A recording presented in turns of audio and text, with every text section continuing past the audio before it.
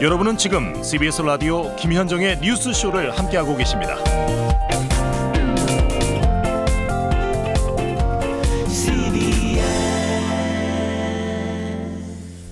아이고, 다들 마음이 많이 무거우시죠? 지금 힘내세요, 이혜라님.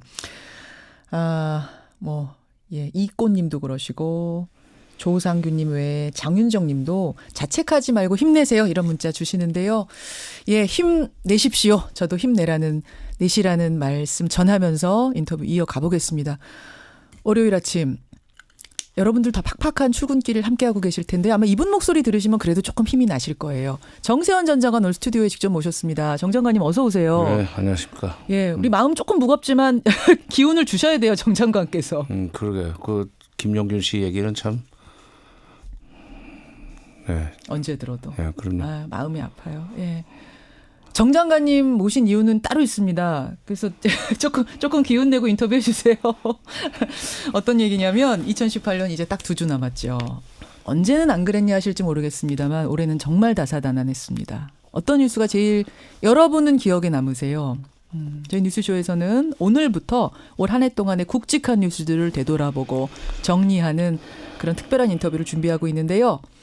뉴스쇼가 꼽은 2018 키워드, 오늘 첫 순서는 평화라는 키워드를 골라봤습니다. 남북 두 정상이 한 해 3번 만났죠. 북미 정상이 만난 것도 역사상 처음이죠. 예, 최초라는 기록을 참 많이 만들었던 한 해인데 후반기로 오면서 속도가 좀 주춤합니다. 올 한 해를 정리하고 내년도 전망을 해보겠습니다.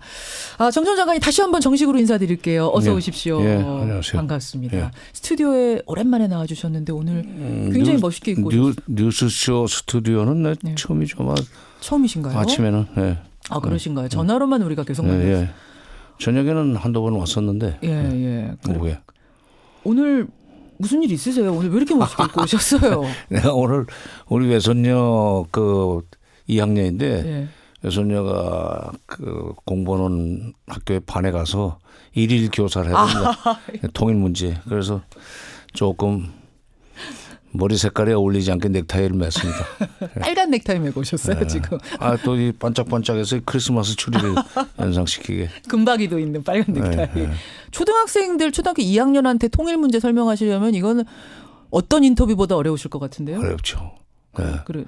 우선 용어를 어렵게 쓰면 그러니까요. 안 되고. 그러니까요. 예. 한번 해보죠. 우리 꿈나무들한테 잘 좀 설명해주고 와주시면. 아니 통일 문제를 40년 넘게 다뤘는데 예. 초등학교 2학년한테 설명을 할 수 없다면은 예. 이제 방송도 집어치워야지 그만둬야지 뭐. 아니 초등학교 2학년 교실에 초청받아 가실 만큼 올 한 해는 정 장관 개인적으로 정말 바쁜 한 해 아니셨어요? 나 지금 입술 부르텄어요. 부르트셨어요? 네. 그럴 정도시네요, 진짜. 올 한 해 개인적으로는 어떤 한 해라고 정리하시겠습니까? 누가 그럽디다. 예. 전성기였다고. 전성기였다고. 굉장히 바빴어요. 하루에 인터뷰, 예. 방송 인터뷰는 이거는 오히려 시간이 적게 걸리고 예. 신문 인터뷰, 예. 그다음에 강연, 예. 무슨 어떤 세미나 이렇게 해서 하루에 3개, 4개씩 일정이 붙어 있는 경우도 있고 그랬었어요. 그렇죠. 도중에 하여튼 평창 올림픽에 북한 대표단이 아니라 선수단. 축하단. 선수단의 축하단. 예. 김영남과 김여정. 예. 그 사람들 오는 날부터 나는 오늘까지 좀 정신없이 살았습니다. 그러니까요. 정 장관님의 입술이 부르텄다는 얘기는 그만큼 남북 관계가 올 한 해 드라마틱했다는 이야기가 되는데 역사 속에서 먼 훗날 2018년을 기록한다면 어떻게 기록이 될까요? 한반도의 판이 흔들리기 시작했다. 그러니까 2차 대전 이후 1945년 해방 이후 예. 미국과 소련이 짜놓은 예. 동북아 질서라는 거, 그 판이 그동안의 73년 동안을 크게 변하지 않고 그대로 유지돼 왔었는데 예. 남북 정상회담 3번, 특히 북미 정상회담 6.12 북미 정상회담이 이루어지는 과정에서 예. 새 판을 짜야만 되는 그런 그 중대한 의미가 있는 합의가 싱가포르에서 나왔습니다. 예, 그래서 예. 나중에 후세 사가들은 1918년을 한국 분단사가 끝나고 예. 통일사가 시작되는 시점이었다. 이렇게 기록을 할 수 있을지 모르겠습니다. 2018년을 기록을 할 수 있습니다가 아니라 있을지 모르겠습니다. 끝을 있을지 모르겠습니다. 잘 나가다가 예. 이게 그 10월부터 조금 11월 예, 8일 예. 뉴욕에서 그 하기로 돼 있었던 김영철 폼페이오 회담이 예. 불발되면서부터 이게 삐걱거리기 시작했어요. 그래서 10월까지는 괜찮았었습니다. 예, 그런데 11월 달부터 그렇게 조금 불안불안하게 가는데 예. 해바뀌면 좋아지겠죠. 그러니까 그 이야기는 조금 우리가 네, 조금 네. 이제 왜 분단사에서 통일사로 넘어가는 기점이 대점으로 기록이 될 것입니다가 아니라 될 수 있을지 모르겠습니다라고 지금 여운을 남기셨는지는 잠시 후에 좀 여쭙도록 하고 일단 올 한 해 그 드라마틱한 상황 중에서 제일 개인적으로 꼽으시는 최고의 장면은 그 4월 27일 날 김정은 위원장이 그 판문점에 예. 군사분 계선을 넘어오는 장면도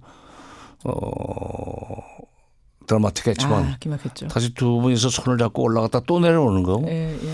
그게 지금 굉장히 인상적이었어요. 분단사에 참 처음 일어난 장면입니다. 넘는 것뿐만 아니라 넘었다 다시 두 사람이 그렇죠. 좀 고순간. 네, 그러니까 그동안에 두 번의 남북 정상회담이 있었지만은 그때 서해 직항로로해서 다녀왔는데 그렇죠.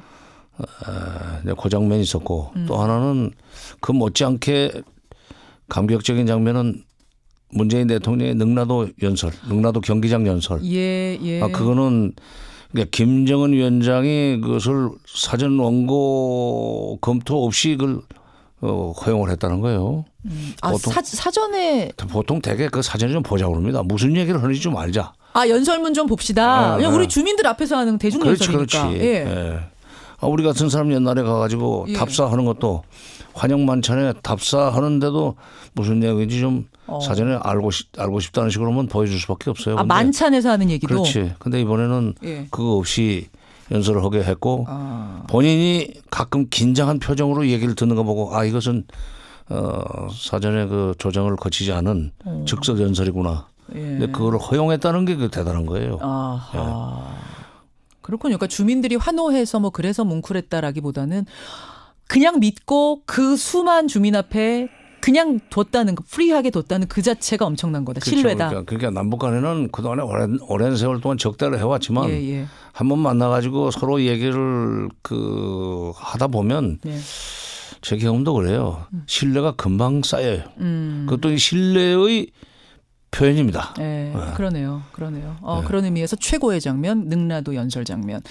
그래요. 그렇게 해서 이제 올 한 해를 잘 달려왔는데 왜 2018년이 통일사의 큰 획을 긋는 전환점으로 기록이 될 수 있을지 모르겠다는지 그 부분을 우리가 좀 짚어봐야 될 것 같아요. 예. 지금 어떻게 보세요? 지금 현재의 상황을 어떻게 판단하고 계세요, 정 장관님?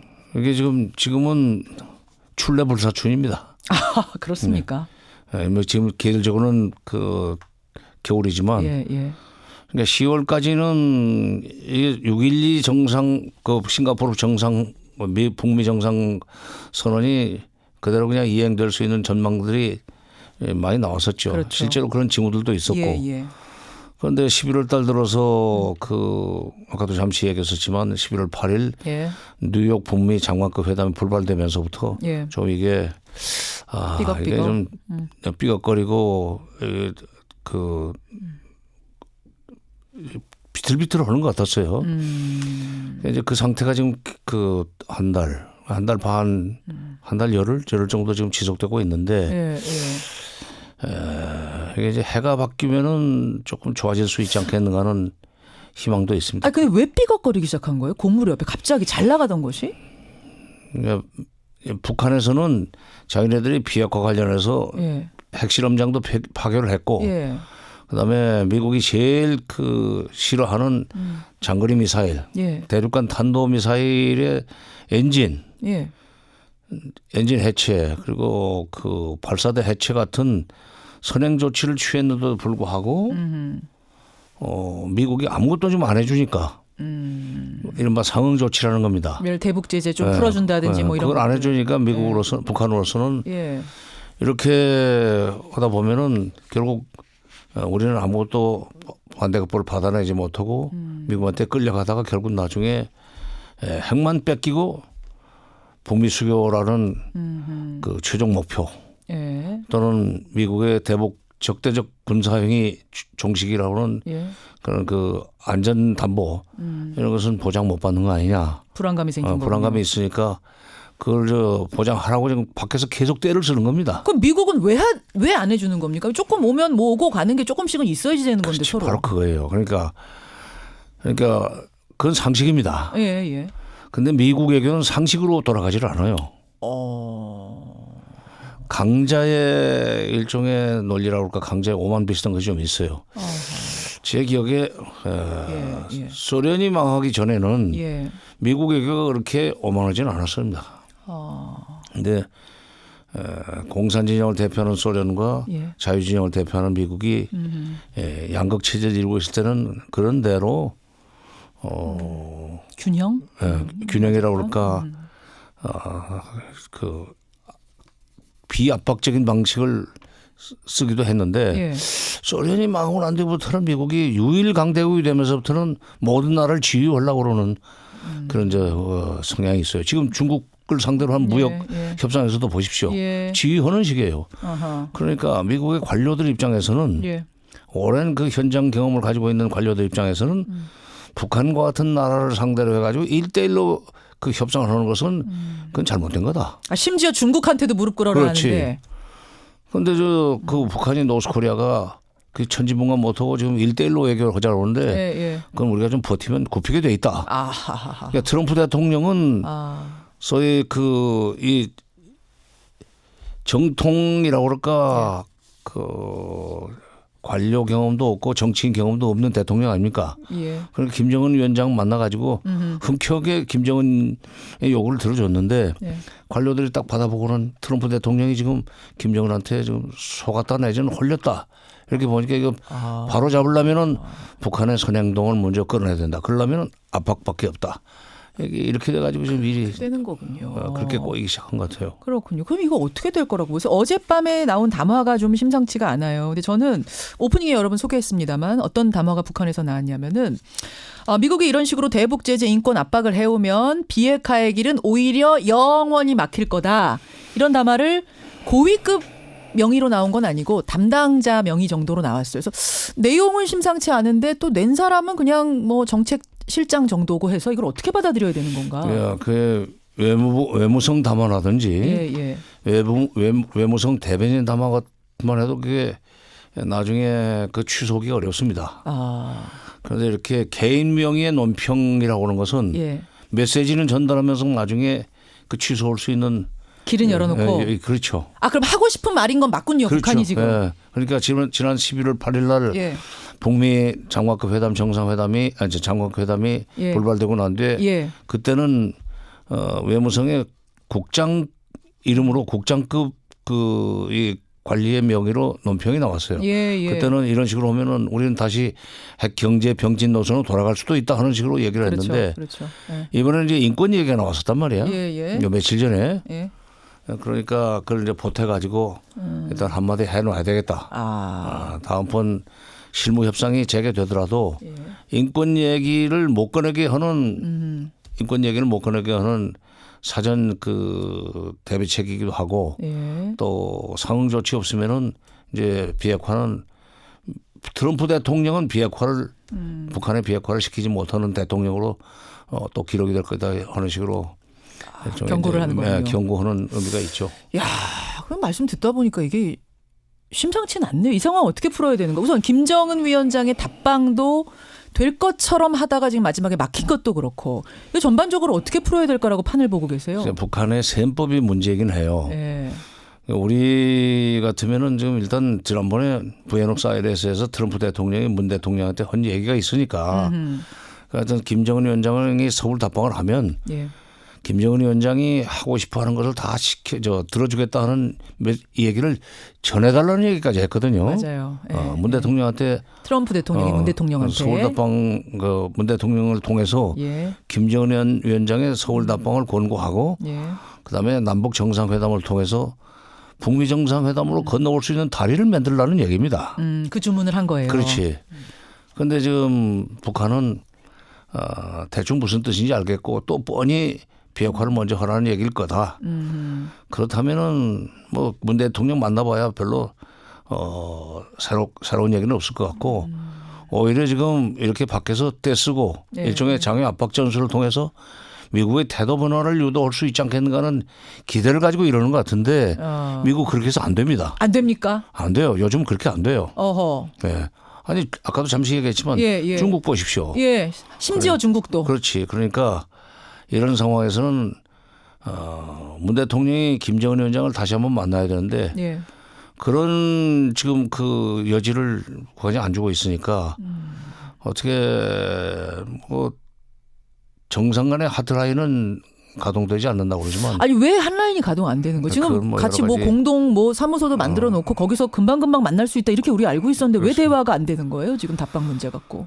그 북쪽이 일부러 안 받는 경우도 있을 수 있고 전화를요? 일부러. 일부러 안 받아요? 그렇죠. 뭐 도청이라도 당할까 봐 혹시 그런 그럴 거. 가능성을 뭐 전혀 배제할 수는 없지만은 아마 그런 식으로 버텨가지고 네, 우리 쪽에 조바심을 유발해서 네. 우리가 미리 미국을 좀 어떻게 흔들어 가지고 미국의 태도 변화를 유도하면은 예. 그때 나가겠다 하는 계산일지도 모르겠어요. 어쨌건 니네가 여건 만들어 놔라. 그렇지, 그러면은 그렇지. 그러면 그때 우리 답방하겠다. 그렇지. 이렇게. 네, 그런 것 같은데 이게 참 쉽지가 않네요. 근데 이럴 때는 예. 실무 라인을 통해서라도 예. 계속 북한한테 김정은 위원장이 답방해야 된다는 메시지를 보내고 네. 자세하게 설명을 해야 됩니다. 너무 이렇게 판문점 공동연락사무소 소장급 가지고는 어려울 것 같고 이쪽에서 책임 있는 고위 당국자가 예. 얼마든지 판문점에 올라가서 만날 수는 있으니까 정상이 움직이는 건 여러 나라지만은 예. 뭐 장관급 내지는 뭐 국정원장이나 저쪽에 김영철 정도는 예. 뭐 비공개로 얼마든지 만날 수 만날 있다고 수 생각합니다. 있으니까. 그렇게 해서라도 뚫어야 된다. 북한 태도 변화 완화를 일단 설득을 하고 예. 그리고 그걸 가지고 미국을 또 한번 설득을 해서 내년 초에는 북미 정상회담이 되도록 해야 평화가 올 겁니다. 그 지금 말씀을 정리해 보니까 저는 미국한테 꿇어라라고 하실 줄 알았는데 오히려 미국은 지금 굉장히 오만한 외교를 이미 하고 있는 나라니까 북한이 조금 더 유연하게 그러니까 북미 대화 여건이 만들어진 다음에 답방을 하는 게 아니라 오히려 답방을 통해서 북미 대화 여건을 만들어라 이렇게 좀 능동적으로 하길 원하고 계시는 거네요. 그러니까 정정권께서. 현실적으로 이게 국제 정치라는 것이 예. 이것도 정치입니다. 정치. 국내 정치권에서도 힘 있는 쪽과 힘 없는 쪽, 예. 약자와 강자 사이의 관계는 1대1이 절대로 아니잖아요. 맞아요. 예. 정치는 그래요. 예. 그 이번에 뭐 연동형 비례제는 단식으로 어떻게 끌어냈다고 그러지만 이건 북한이 지금 단식 중인데 이거 국제 정치는 그렇게 단식으로 안 됩니다. 지금 북한이 단식 중인 겁니까? 그렇죠. 단식 농성 중인 겁니까? 근데 아무리 단식해도 굶어서 어떻게 될 때까지 꿈쩍 안 해요, 미국은? 안 해요. 예. 그래요. 인정이 없습니까? 그러니까 1대1 외교가 예, 없다는 현실에 냉혹한 예. 현실에 북한이 좀 눈을 뜰 필요가 있어요. 사실은 연내 답방 말입니다. 지난 목요일 강연에서 정 장관께서 연내 가능성이 아직 남아있다 이러셨는데 그래요. 그거는 근데 이제 어저께까지 이렇게 오겠다는 통보가 왔으면 18, 19, 20이 가능했을 텐데 이제는 뭐 틀린 거죠. 어제까지를 오늘 맞이해 17일인데. 보셨어요? 예. 아니 한 이틀 전에 하면 되죠. 예. 우리 준비 많이 다 해놨으니까. 그 원래 18일로 정해져 있었던 거 맞습니까? 아니 그건 아니죠. 그건 그러니까 아닌데. 북한의 여러 가지 일정으로 예. 볼 때 예.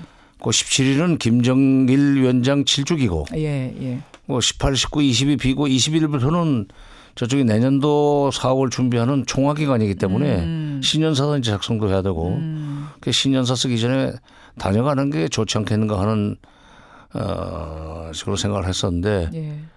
뭐 지금 단식하면서 안 오는데 뭐 어떻게 하겠어요. 연내는 어제를 끝으로 물 건너간 걸로 본다. 네, 일단 뭐 21일부터는 움직이기 어려울 겁니다. 연초는 가능하겠습니까? 이 상태 이대로라면 뭐 연초도 좀 자신 없네요. 이 방송을 듣고 북한이 생각을 바꾸면 연초에 올 수도 있죠. 안 바꾸면 안 올 수도 있는 겁니까? 그러니까 그런 단식 농성으로 해가지고 되는 게 아니다 하는 것을 깨달으면은 예. 올 수 있죠. 그럼 지금 정 장관께서 북한에 보내는 메시지는 일단 와라. 와야죠. 와야 된다. 거기서부터 풀어야 된다. 그리고 이 지금 그 실무자들한테 맡겨가지고는 도저히 안 됩니다. 안 된다. 예. 그러니까 김영철 폼페이오 회담이 계속 안 되는 거 보세요. 그러니까 예. 다시 대통령이 움직여가지고 예. 트럼프 대통령, 김정은 예. 문재인 만난 뒤에 그걸 다리로 해서 예. 트럼프 문재인 뭐 접촉 내지는 전화로라도 예. 이렇게 해서 모멘텀을 다시 살려내야 돼요. 그래요. 신년 벽두부터 문 대통령이 뭐 금년 말부터 오늘부터 그쪽으로 움직여야 된다고 생각합니다. 오늘부터 움직여라. 거기서 뭘 만들어서 미국과 북한이 만나게 주선을 그렇죠. 해줘야 된다라는 말씀. 어차피 4.27 북미 남북 정상회담을 예. 북미 정상회담의 길잡이라고 한 대통령 아닙니까? 그렇죠. 한 번 했어요. 예. 6.11까지. 예.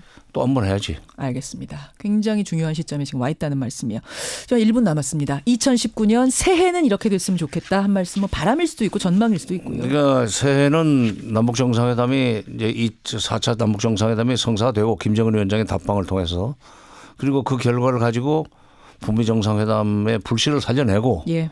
그 북미 정상회담에서 지난 6월 12일 날 합의했던 세 개 큰 합의, 예. 북미 관계 개선, 한반도 평화체제 구축, 비핵화 이 세 가지 그 목표를 어떻게 달성할 것인가 하는 액션 플랜을 다음번 북미 정상회담에서 짜야 됩니다. 짜야 된다. 야, 마지막으로 하고 싶으신 말씀은 일단 와라. 그렇죠. 오시오. 와야 풀린다. 이 메시지. 그게 북한한테 좋습니다. 그럼 미국은 미국한테는 한마디 안 하셔요? 미국한테도 하셔야죠. 아니 북한이 뭘 어떻게 손에 쥐어줘야 그걸 가지고 미국을 달래든지 설득을 하든지 하죠. 이게 현실이에요. 지금은 움직여야 되는 건 김정은 위원장이에요. 그렇죠. 지금 키는 그쪽이다. 예. 예, 알겠습니다. 여기까지 오늘 2018 한 해의 키워드 평화를 정세현 전 장관과 함께 짚어봤습니다. 오늘 오시냐 고생 많으셨고요. 그 초등학교 2학년 교실 수업 이 인터뷰보다 더 중요해요. 그거 잘해 주십시오. 더 어렵죠. 고맙습니다. 예, 예. 건강하십시오. 정세현 전 장관이었습니다.